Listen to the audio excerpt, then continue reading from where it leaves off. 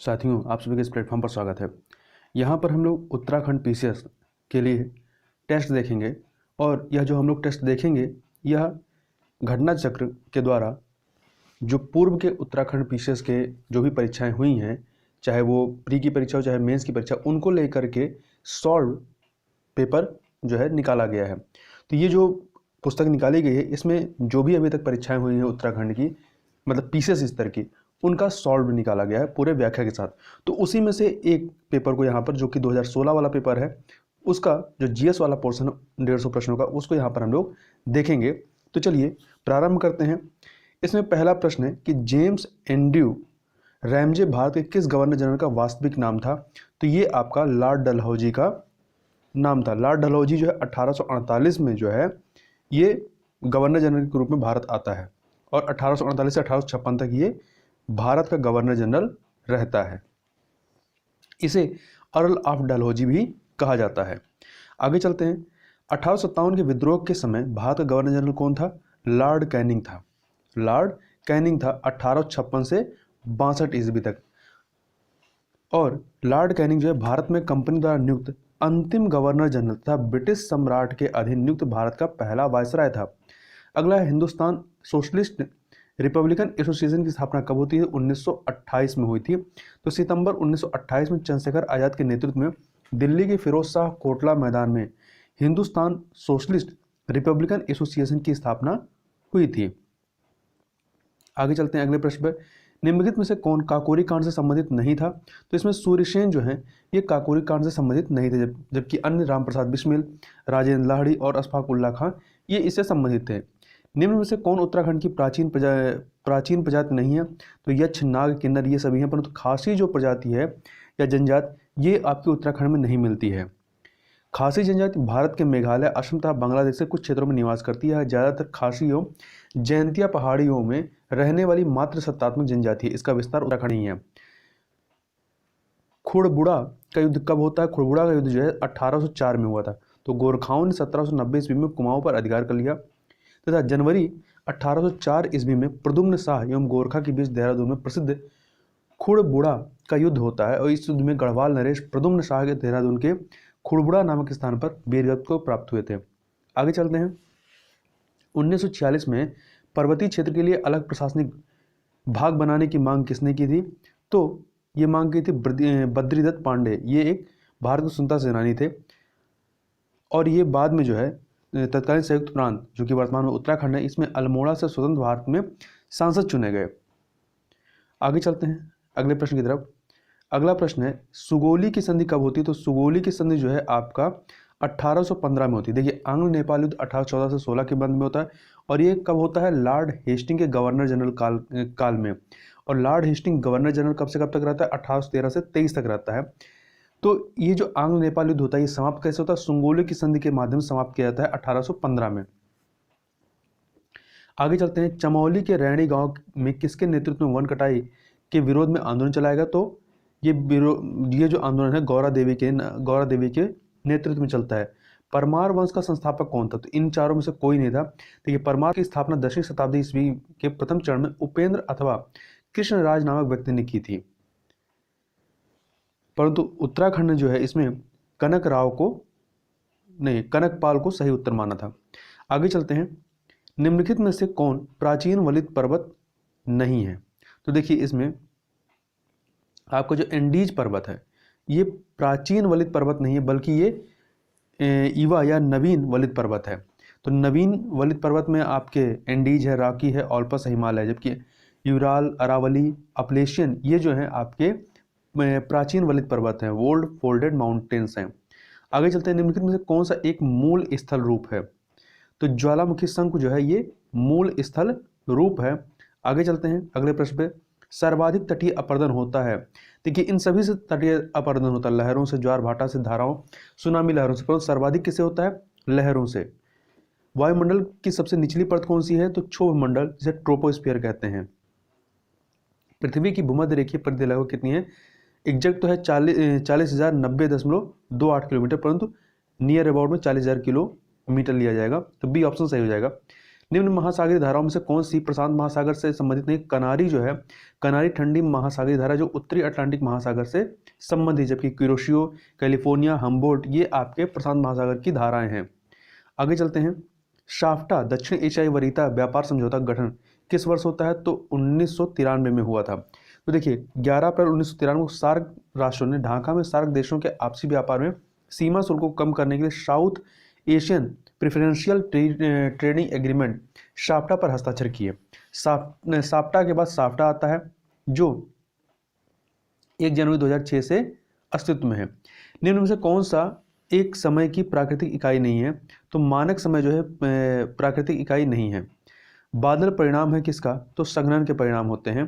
निम्नलिखित में से कौन सा युग्म गलत है? तो देखिए डोडी ताल जो है ये उत्तरकाशी में, देवरिया ताल जो है ये टिहरी में नहीं है, देवरिया ताल टिहरी में नहीं है, बल्कि ये कहाँ पर है? रुद्रप्रयाग जिला में चोपटा उखीमठ के पास स्थित है।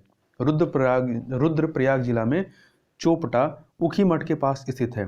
जबकि बेनीताल चमोली में, बासुकी ताल रुद्रप्रयाग में। खतलिंग ग्लेशियर कहाँ स्थित है? तो खतलिंग ग्लेशियर जो है आपका टिहरी गढ़वाल जिले में स्थित है और यह ग्लेशियर भिलंगना नदी का स्रोत है। पूर्वी धौली गंगा सहायक नदी है किसकी? काली नदी की ये सहायक नदी है। व्याख्या देखते हैं एक सेकंड। तो पूर्वी धौली गंगा नदी जो है ये काली नदी की सहायक नदी है। काली नदी लिपुलेख दर्रे के पास काला पानी से निकलती है। इसकी प्रमुख सहायक नदियों में गौरी, जगती, सरजू, लोहावती, लधिया आदि हैं। उत्तराखंड राज्य के किस राष्ट्रीय पार्क को वर्ष 2016 में प्रोजेक्ट टाइगर परियोजना के अंतर्गत सम्मिलित किया गया था? तो ये 2016 का पेपर है, इसलिए इसके हिसाब से पूछा गया है। तो राज्य राष्ट्रीय पार्क है। आगे चलते हैं। कलियासोड़ भूस्खलन क्षेत्र उत्तराखंड में कहाँ स्थित है? तो ये आपका श्रीनगर और रुद्रप्रयाग के मध्य में स्थित है और यह जो है श्रीनगर रुद्रप्रयाग राजमार्ग पर अलकनंदा नदी के बाएं तट पर स्थित है। उत्तराखंड में किस वन्यजीव विहार समूह की स्थित पश्चिम से पूर्व की ओर है? तो केदारनाथ, नंदा देवी, बिनसर और अस्कोट की। 2 सूचियां दी गई, इन्हें सुमेलित करना है। इन्हें आपको सुमेलित करना है। तो देखिए बिस्ट को आप सुमेलित करेंगे तो ब्यास और सतलज, ब्यास था सतलज 3 से मिला दीजिए। बारी दोआब, तो बारी क्या हो जाएगा? ब्यास और रावी 2 से मिला दीजिए। रचना दोआब, चिनाब और रावी 1 से मिला दीजिए। चाज दोआब, चिनाब था झेलम अर्थात 4। तो 3214 अर्थात ए ऑप्शन सही हो जाएगा। आगे चलते हैं।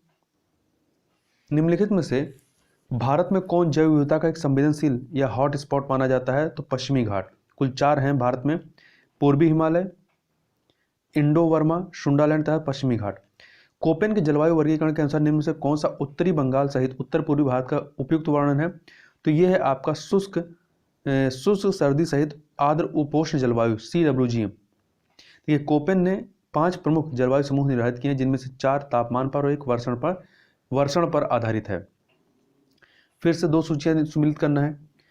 एक तरफ उद्गम क्षेत्र है और दूसरी तरफ आपका नदी है, तो बताना है, इसे सुमेलित करना है। तो देखिए ब्रह्मगिरी पहाड़ी से आपका कावेरी नदी 1 से, बेरीनाग स्रोता या झरना से झेलम नदी 2 से मिला दीजिए। और वहीं आगे चलते हैं, एक सेकेंड। महाबलेश्वर से कृष्णा, छोटा नागपुर का पठार से स्वर्ण रेखा नदी 4 से। तो 1 2 3 4 अर्थात बी ऑप्शन आपका सही हो जाएगा। आगे चलते हैं।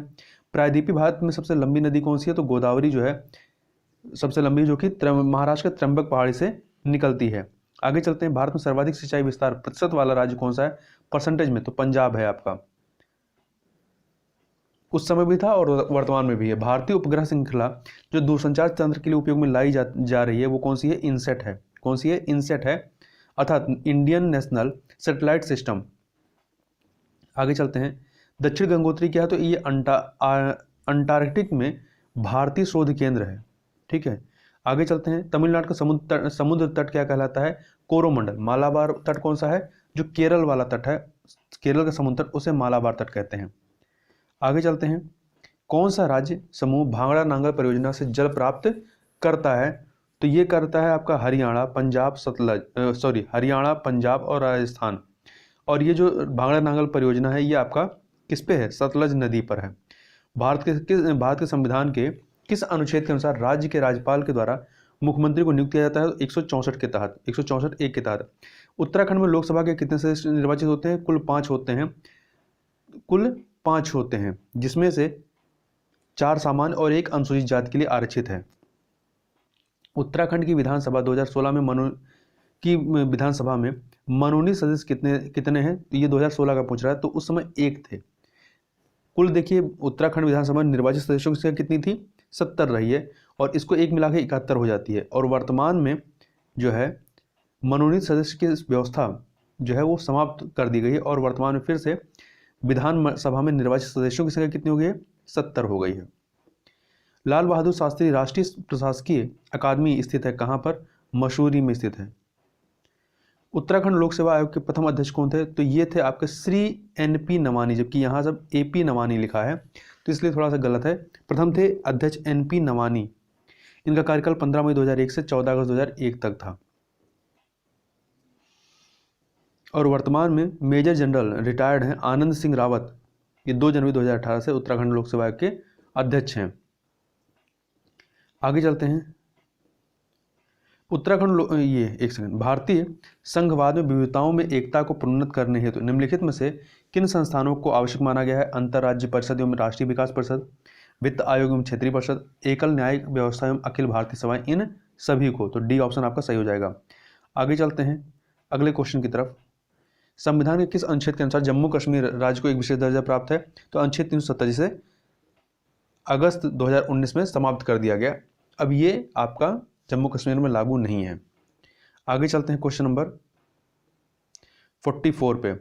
संविधान के किन अनुच्छेदों के अनुसार OBC अन्य पिछड़ा वर्ग को आरक्षण के प्रावधान दिए गए हैं? तो अनुच्छेद 15(4) और 16(4) के तहत। आगे चलते हैं। भारतीय गणराज्य के संविधान का कौन सा अनुच्छेद व्यक्ति की प्राण एवं दैहिक स्वतंत्रता के संरक्षण संबंधित है? तो अनुच्छेद 21 है। संविधान के किस अनुच्छेद द्वारा पृथक अनुसूचित जनजाति आयोग का गठन किया गया? 338 का के तहत, जबकि अनुसूचित जाति के लिए आयोग का गठन 338 के तहत किया गया है।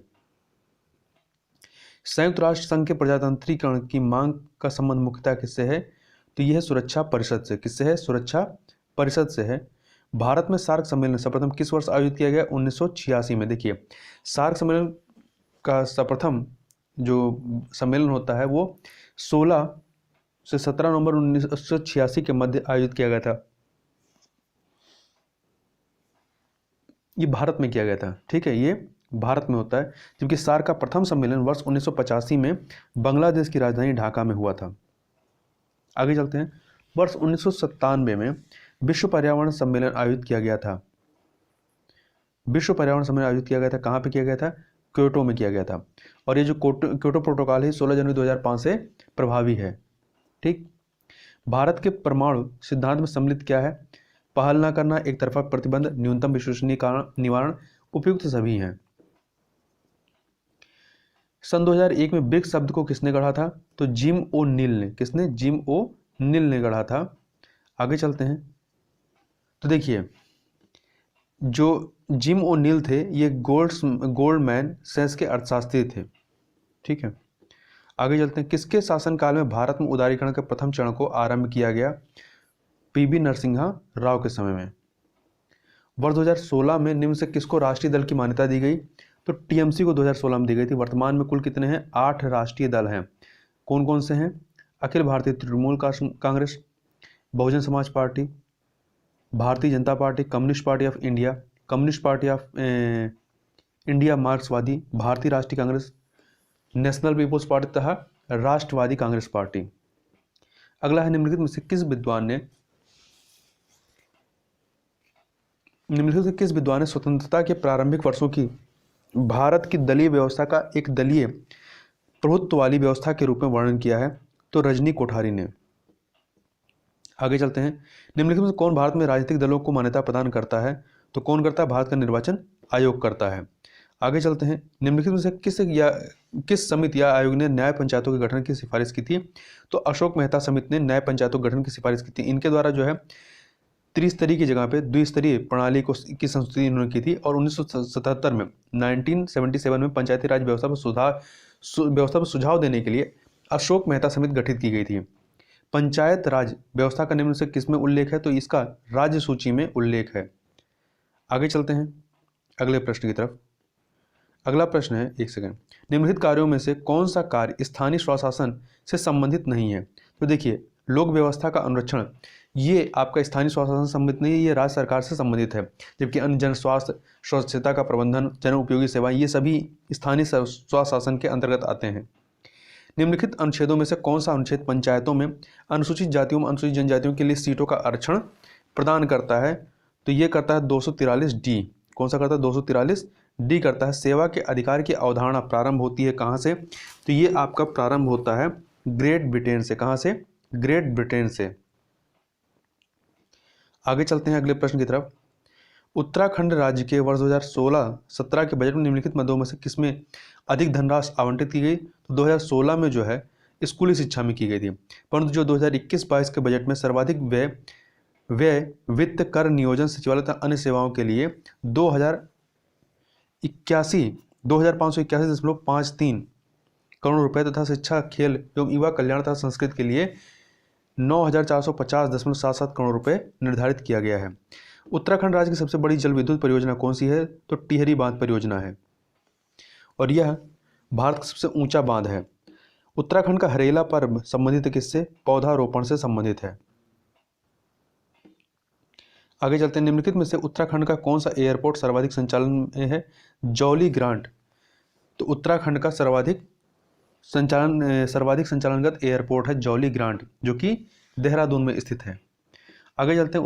वर्ष 2015 में उत्तराखंड के निम्नलिखित तीर्थ स्थानों में से किस एक पर सर्वाधिक संख्या में पर्यटक दर्शनार्थ गए? देखिए, 2015 की यदि बात कर रहे हैं तो इस समय आपका बद्रीनाथ में गए थे, परंतु जो वर्तमान में 2020 में सर्वाधिक पर्यटक जो हैं वो कहाँ गए? वो आपके गंगोत्री में गए हैं। B option. आगे चलते हैं। 2011 की जनगणना के अनुसार उत्तराखंड में निम्नलिखित में से किस जिले की जनसंख्या सबसे कम है? तो देखिए, रुद्रप्रयाग की जनसंख्या सबसे कम है और सर्वाधिक कहाँ पे है? हरिद्वार में है। निम्नलिखित देशों में से कौन सा देश भारत के विदेशी व्यापार में सबसे बड़ा साझेदार है? तो 2016 में जब पूछा गया था तो उसमें चीन था, परंतु वर्तमान में कौन है? यूएसए है, संयुक्त राज्य अमेरिका है।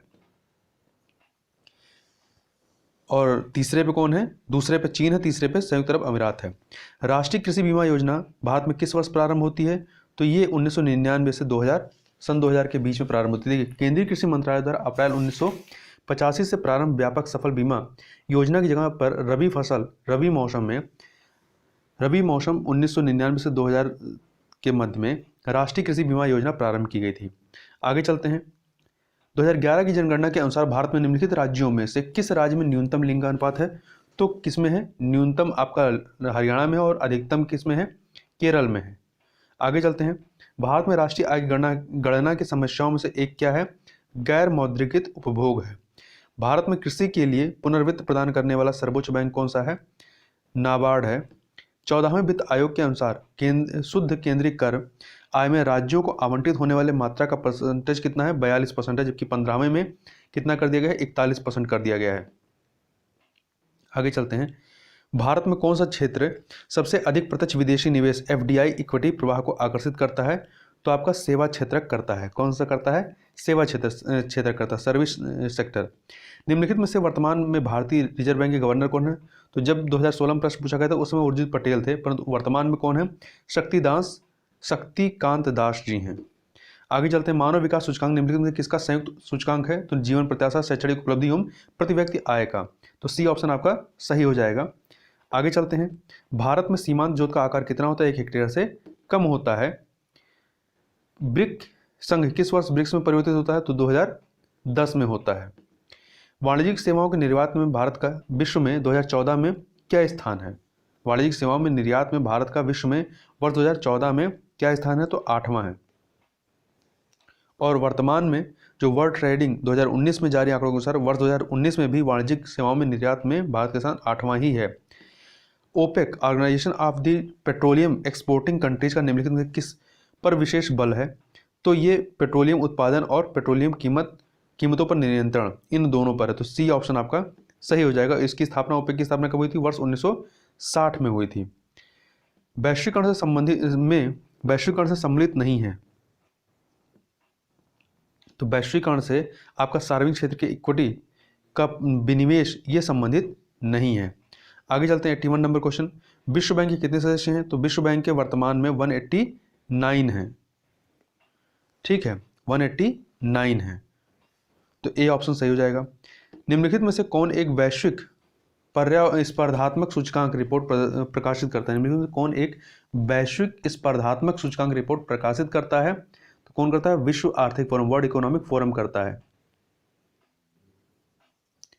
आगे चलते हैं। सार्क सदस्य देशों के प्रशिक्षण देने हेतु भारतीय अनाज भंडारण प्रबंधन एवं अनुसंधान संस्थान स्थित है कहाँ पर? तो ये हापुड़ में है। कहाँ पर है? हापुड़ में। Prevention of money laundering act Bharat में कब से प्रभावी होता है? तो 2005 से। तो देखिए, prevention of money laundering act 2002 को 1 जुलाई 2005 से प्रभावी किया गया।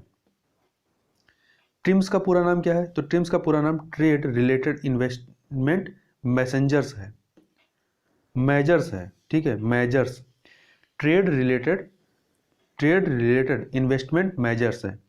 जीन क्या है? जीन क्या है? डीएनए का एक भाग है, ये ऑप्शन। थैलेसीमिया एक अनुवांशिक रोग है, किसे प्रभावित करता है? तो थैलेसीमिया जो है रक्त को प्रभावित करता है। थैलेसीमिया अनुवांशिक विकारों का एक समूह है जिसके रोगी के शरीर में हीमोग्लोबिन के संश्लेषण की क्षमता नहीं होती है। निम्नलिखित में से किसने नैनो टेक्नोलॉजी शब्द का प्रयोग किया और कब किया? तो ये प्रयोग जो है नारियो टानीगुची ने 1974 में किया था। ये टोक्यो विश्वविद्यालय में विज्ञान के प्रोफेसर थे। आगे चलते हैं अगले प्रश्न में। उत्तराखंड पशुधन विकास बोर्ड का प्रशिक्षण केंद्र कहाँ स्थित है? तो ये आपका ऋषिकेश में है। कहाँ पर है? ऋषिकेश में है। निम्नलिखित समुच्चय में कौन सी गैसें ग्रीन हाउस प्रभाव के लिए सर्वाधिक महत्वपूर्ण है? तो यह है carbon dioxide, methane, nitrous oxide और जलवाष्प है। निकल कैडमियम बैटरी का उपयोग होता है कैलकुलेटर में, कार्डलेस इलेक्ट्रॉनिक उपकरण में, ट्रांजिस्टर उपयुक्त सभी, मतलब डी ऑप्शन सही हो जाएगा। आगे चलते हैं 92 नंबर क्वेश्चन। कौन सा कथन नाभिकीय विखंडन से संबंधित नहीं है? तो तारों में ऊर्जा उत्पन्न करना, जबकि अन्य जो है न्यूट्रॉन प्रेरित नाभिकीय अभिक्रिया, नाभिकीय रिएक्टर में ऊर्जा का स्रोत जो बिजली उत्पन्न करता है, एक परमाणु बम में बहुत अधिक ऊर्जा का उत्पन्न होना, तो ये नाभिकीय विखंडन से संबंधित है। आगे चलते हैं क्वेश्चन नंबर 93। सेलुलोज या स्टार्च दोनों में क्या होता है? तो प्लस माइनस ग्लूकोज होता है। ग्लूकोज एक एल्डोहेक्सोस है तथा इसे डेक्सट्रोस कहते हैं। यह अनेक कार्बोहाइड्रेट तथा स्टार्च, सेलुलोज आदि का एकलक होता है। आगे चलते हैं। निम्नलिखित में से कौन सी यांत्रिक तरंग है? तो कौन सी यांत्रिक तरंग है? ध्वनि तरंग जो है, साउंड वेव्स, ये आपकी यांत्रिक अर्थात मैकेनिकल वेव्स है। आगे चलते हैं अगले प्रश्न में। ताप बढ़ने के साथ द्रव की श्यानता क्या होगी?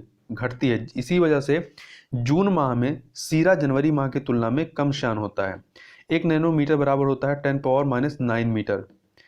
एक भूस्थिर उपग्रह का परिक्रमण काल होता है कितना? 24 घंटे होता है। और टेफ्लॉन का सामान्य नाम क्या है? तो पॉलीटेट्राफ्लोरोएथिलीन है। पॉलीटेट्राफ्लोरोएथिलीन, जिसे शॉर्ट में टेफ्लॉन कहते हैं, और यह अनेक कार्यों के लिए उपयोगी है। इसका उपयोग मुख्यतः बर्तनों में न चिपकने वाले नॉन स्टिक सतह के रूप में होता है। आगे चलते हैं। निम्नलिखित में से कौन सा जोड़ा तांबे की मिश्र धातु का है? तो पीतल और कांसा ये तांबे की मिश्र धातु का है। आगे चलते हैं। एक अर्धचालक में विद्युत चालन होता है इलेक्ट्रॉन और होल्स दोनों के द्वारा। रेड डेटा बुक का प्रकाशन किसके द्वारा किया जाता है? आयुषियन के द्वारा किया जाता है। IUCN, International Union for Conservation of Nature के द्वारा। उत्तराखंड में बांज बुरांश के पौधे हैं। समशीतोष्ण वनों की विशेषता है ये। ठीक है, तो देखिए समशीतोष्ण वनों के अन्य वृक्षों में आपका बांज बुरांश है। इसके अतिरिक्त आपके ऐनार, कफाल, खारशू, ओक, देवदार, कैल, थुनेर आदि हैं। राष्ट्रीय उद्यानों में आनुवंशिक विविधता का रखाव किया जाता है। किसके माध्यम से किया जाता है? तो देखिए ये इन सिटू संरक्षण के माध्यम से किया जाता है। आगे चलते हैं 104 नंबर क्वेश्चन देखते हैं। भारतवर्ष का प्रथम राष्ट्रीय उद्यान कौन सा रहा है? जिम कॉर्बेट राष्ट्रीय उद्यान। यह भारत 1936 में उत्तराखंड में पहले राष्ट्रीय उद्यान की स्थापना की गई थी 1936 में। इसका नाम बाद में हैली नेशनल पार्क कर दिया गया और वर्तमान में इसे जिम कॉर्बेट नेशनल पार्क के नाम से जानते हैं। समानांतर फसल का एक उदाहरण है गेहूं और सरसों। देखिए समानांतर फसल के अंतर्गत दो भिन्न विकास प्रवृत्ति वाली फसलें शामिल होती हैं। इनके बीच शून्य प्रतियोगिता होती है और दोनों फसलों द्वारा उनकी क्षमता के अनुसार उच्च उत्पादकता प्राप्त होती है। निम्न में से कौन एक ऑपरेटिंग सिस्टम है? तो यूनिक्स जो है ऑपरेटिंग सिस्टम है। निम्नलिखित में से कौन सीपीयू तथा मुख्य स्मृति के बीच अत्यधिक तेज छोटी आकृति की स्मृति होती है? तो कैश स्मृति ऐसा ही कार्य करती है। टेलीविजन ट्रांसमिशन निम्न से किसका उदाहरण है? तो ये जो है आपका सिंप्लेक्स कम्युनिकेशन का उदाहरण है, जो कि एक दिशीय सूचना का वहन करता है। प्रोटोकॉल का वह समूह जो सभी ट्रांसमिशन एक्सचेंज को इंटरनेट में एक ओर से दूसरी ओर भेजने को परिभाषित करता है। तो कौन करता है? TCP IP. टीसीपी मतलब ट्रांसमिशन कंट्रोल प्रोटोकॉल, एक रूटिंग प्रोटोकॉल है, जबकि आईपी इंटरनेट प्रोटोकॉल एक रूटेड प्रोटोकॉल है।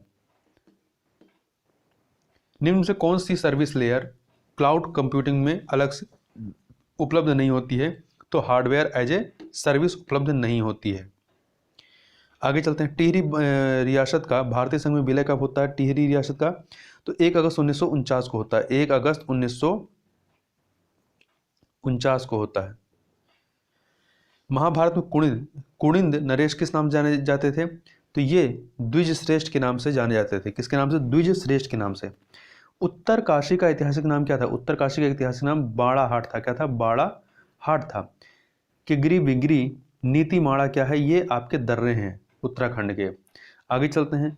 चिराग सेन निम्न से किस खेल से संबंधित? चिराग सेन जो है बैडमिंटन से संबंधित है। चिराग सेन उत्तराखंड भारतीय बैडमिंटन खिलाड़ी हैं। मौड़ मेला कहाँ आयोजित होता है? तो ये आपका पाली पछाऊ जौनसार रवाई में। पाली पछाऊ जौनसार रवाई में। देखिए मौड़ मेला उत्तराखंड का एक ऐसा आयोजन है जिसमें मछलियों का सामूहिक शिकार होता है। टिहरी राज्य प्रभा मंडल की स्थापना किसने की? टिहरी बांध राज्य प्रभा मंडल की स्थापना श्रीदेव सुमन ने की थी। कब? 1939 में। भारत के किस राज्य में न्यूट्रिनो वेधशाला स्थापित की जा रही है? तमिलनाडु में। कहां पर? तमिलनाडु में। तमिलनाडु के थेनी जिला के बोदी पश्चिम पहाड़ियों में। रियो पैरालंपिक जो कि 2016 में हुआ था, उससे संबंधित प्रश्न है, तो वर्तमान में इसको नहीं पूछा जाएगा। यहाँ ध्यान रखिएगा कि दीपा मलिक जो हैं ये महिला शॉटपुट खिलाड़ी हैं और इन्होंने ये पहली आपकी पैरालंपिक खिलाड़ी हैं जिन्होंने जो कह सकते हैं इंडिविजुअल रूप से पदक जीता है। आगे चलते हैं। नासा का अंतरिक्ष यान कैसनी किस ग्रह के मिशन पर है? तो ये शनि के मिशन पर है। कैसनी नासा द्वारा शनि एवं उसके उपग्रहों के अध्ययन हेतु प्रक्षेपित एक रोबोटिक अंतरिक्ष यान था। सितंबर 2017 में यह मिशन जो है क्या हो गया? समाप्त हो गया। भारत के सर्वोच्च न्यायालय ने किस वर्ष में न्यायाधीशों की नियुक्ति के लिए कॉलेजियम व्यवस्था को अपनाया था? 1993 में। 1993 में। किस देश में दुनिया का सबसे लंबा बुलेट ट्रेन का जाल है? तो आपका चीन में है। किस भारतीय मूल के चिकित्सक को अमेरिका के राष्ट्रपति मानविकी पदक 2015 सम्मानित किया गया? तो किया गया किसको? अब्राहम वर्गीज को किया गया था। अब्राहम वर्गीज को, ठीक है, अमेरिका राष्ट्रीय मानविकी के लिए। जबकि 2021 का राष्ट्रीय मानविकी पदक जो है वो के कोलेस जेम्स, ओ जेम्स लाइथीजेर तथा national world war two museum को। देखिए किस भारतीय अर्धसैनिक बल को पहली महिला बटालियन गठित करने का गौरव प्राप्त है? तो सीआरपीएफ को। इन्होंने जो है सबसे पहले 1986 में गठित किया था, फिर 1995 में, फिर आपका 2011 में गठित किया। आगे चलते हैं। कैलाश पवित्र लैंडस्केप संरक्षण तथा विकास पहल KSLCDI किन 3 देशों के मध्य सहयोग है? तो ये जो है आपका भारत, चीन, नेपाल के मध्य सहयोग है। किस निजी क्षेत्र के बैंकों ने भारत में पहली बार सॉफ्टवेयर रोबोटिक्स का उपयोग किया है? तो ये उपयोग जो है ICICI बैंक ने किया है, ठीक है, 2016 में। आगे चलते हैं। और यह ऐसी व्यवस्था करने वाला भारत का पहला बैंक रहा है। वह वित्तीय साधन जिसके माध्यम से भारतीय कंपनियां विदेशी बाजारों से रुपए में धन जुटा सकती हैं क्या कहलाता है? मसाला बांड कहलाता है। क्या कहलाता है? मसाला बांड कहलाता है। अंतर्राष्ट्रीय समुद्री संगठन IMO द्वारा समुद्र में असाधारण बहादुरी के लिए पुरस्कार प्राप्त करने वाली विश्व की पहली महिला कौन सी हैं? तो विश्व की पहली महिला राधिका मेनन है। ठीक है, यहाँ पर चलते हैं व्याख्या में। तो अंतर्राष्ट्रीय समुद्री संगठन द्वारा समुद्र में असाधारण बहादुरी के लिए भारतीय मर्चेंट नेवी की महिला कप्तान राधिका मेनन को IMO अवार्ड सम्मानित करने का निर्णय 7 जुलाई 2016 को लिया गया। आगे चलते हैं। 2017 गणतंत्र दिवस समारोह के मुख्य अतिथि कौन थे? तो 2017 में जो है 68वें गणतंत्र दिवस के मुख्य अतिथि जो थे वो आबू धाबी के क्राउन प्रिंस शेख मोहम्मद बिन जायद अल नहयान थे। आगे चलते हैं। बुथकम किस राज्य का पर्व है? तो बुथकम जो है आपका तेलंगाना का पर्व है। यस अगेंस्ट ऑड्स की आत्मकथा किसकी? सानिया मिर्जा की। वर्ष 2014 में किसे प्राच्य भाषा का दर्जा दिया गया? तो उड़िया को दिया गया। किसको दिया गया? उड़िया। कुल 6 हो गए हैं। देखिए 20 फरवरी 2014 को केंद्रीय मंत्रिमंडल ने उड़िया भाषा को शास्त्रीय भाषा के रूप में वर्गीकृत करने की स्वीकृति प्रदान की। अब तक तमिल को वर्ष 2004 में, संस्कृत को वर्ष 2005 में, तेलुगु तथा कन्नड़ को 2008 में तथा मलयालम को 2013 में संस्कृत शास्त्रीय भाषा का दर्जा प्रदान किया जा चुका है। किस वर्ष भारत प्रतिष्ठित G20 फोरम की अध्यक्षता करेगा? तो ये इसमें से कोई विकल्प सही नहीं, क्योंकि भारत जो है 2023 में करेगा। ब्रिक्स शब्द की रचना करने वाले ब्रिटेन के विद्वान जिम ओ'नील निम्न से किस विषय से संबंधित थे? तो ये अर्थशास्त्र से संबंधित रहे हैं। किससे? अर्थशास्त्र से। किस भारतीय वैज्ञानिक को न केवल नोबेल पुरस्कार अपितु भारत रत्न पुरस्कार से सम्मानित किया गया? CV रमन को, डॉक्टर CV रमन को दिया गया था। आगे चलते हैं। वैदिक देवमंडल में निम्न से कौन सा देवता युद्ध का देवता माना जाता है? तो इंद्र को युद्ध का देवता माना जाता है। मगध में नंद वंश का संस्थापक कौन था? महापद्म नंद था, या उग्रसेन भी कहा जाता है। पुराणों में महापद्म नंद को सर्वछत्रांतक और अपरो परशुराम कहा गया। यूनानी लेखक जस्टिन द्वारा किसे सैंड्रोकोट्स कहा गया था? तो चंद्रगुप्त मौर्य को कहा गया था। आगे चलते हैं। निम्नलिखित में से कौन सा स्थान पूर्व काल में शिक्षा का केंद्र नहीं था? तो ये तक्षशिला था। आगे चलते हैं। न्याय दर्शन के संस्थापक कौन थे? तो ये हैं गौतम, जिन्हें अक्षपाद भी कहा जाता है। न्याय का शाब्दिक अर्थ तर्क या निर्णय होता है। न्याय दर्शन 16 पदार्थों या तत्वों का अस्तित्व स्वीकार कर लिया गया है। यह न्याय दर्शन का मूल ग्रंथ गौतमकृत न्याय सूत्र है। घोड़े के नाल के आकार की मेहराब सर्वप्रथम प्रयोग में लाई गई कहाँ पे? तो अलाई दरवाजा में लाई गई। निम्नलिखित में से कौन से सूफी संत महबूब इलाही नाम से जाने जाते थे? तो ये थे शेख निजामुद्दीन औलिया। कौन थे? शेख निजामुद्दीन औलिया।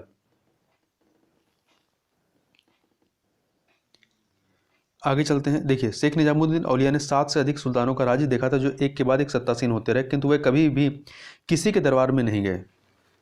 आगे चलते हैं। सुल्तान जिसने बढ़ाकर भू राजस्व उपज का 50% कर दिया, वह कौन था? तो मोहम्मद बिन तुगलक और अलाउद्दीन खिलजी दोनों रहे हैं। आगे चलते हैं। घोड़े के नाल ये हो गया। एक सेकेंड। निम्नलिखित इमारतों में से कौन सी इमारत शान फतेहपुर कही जाती है? तो ये आपका जामा मस्जिद है। ठीक है, जामा मस्जिद है। और देखिए फतेहपुर सीकरी में मुगल वास्तुकला के स्मारक जैसे जामा मस्जिद, बुलंद दरवाजा, पंचमहल, शेख सलीम चिश्ती की मकबरा आज शामिल है। यहाँ स्थित जामा मस्जिद को शान फतेहपुर या शान सीकरी के नाम से भी जाना जाता रहा है। आगे चलते हैं। तबकाते अकबरी किसने लिखी थी? तबकाते अकबरी जो है निजामुद्दीन अहमद ने लिखी थी, और इस तबकाते अकबरी को तारीख निजामी भी कहते हैं। किस सिख गुरु के द्वारा सिखों का खालसा में रूपांतरण किया गया था? तो गुरु गोविंद सिंह के द्वारा किया गया था। किसके द्वारा? गुरु गोविंद सिंह, जो कि 10वें और अंतिम गुरु थे। निम्न से कौन नीला जल योजना ब्लू वाटर नीति से संबंधित है? तो द अल्मीडा मध्यकाल में सर्वप्रथम भारत संबंध स्थापित करने वाले पुर्तगीज थे, और ये पुर्तगीजों का जो था सेनापति था। आगे चलते हैं। उस फ्रांसीसी सेनापति के नाम बताइए जो 1760 के वाड़ीवाश के युद्ध में पराजित हुआ था। तो काउंट लाली ने पराजित हुआ था। देखिए, वाणीवास का युद्ध आपका 17 जनवरी 1760 में अंग्रेजों तथा फ्रांसीसियों के मध्य होता है। युद्ध में फ्रांसीसी पराजित होते हैं और अंग्रेजी सेना का नेतृत्व सर आयरकोट ने किया, जबकि फ्रांसीसी सेना का नेतृत्व काउंट डी लाली ने किया था। ब्रिटिश संसद के किस अधिनियम ने भारत में व्यापार पर ईस्ट इंडिया कंपनी के अधिकार को समाप्त किया? 1813 के चार्टर एक्ट ने। दक्षिण भारत में सिंचाई व्यवस्था का अग्रदूत किसे माना जाता रहा है? तो सर आर्थर कॉटन को। ये ब्रिटिश सिंचाई अभियंता थे। उन्होंने दक्षिण भारतीय राज्य की स्थापना सिंचाई व्यवस्था हेतु उल्लेखनीय कार्य किया, इसलिए सर आर्थर कॉटन को दक्षिण भारत में सिंचाई व्यवस्था का अग्रदूत माना जाता है। तो इस वीडियो में बस इतना ही। मिलते हैं नेक्स्ट वीडियो में, तब तक के लिए बहुत बहुत धन्यवाद।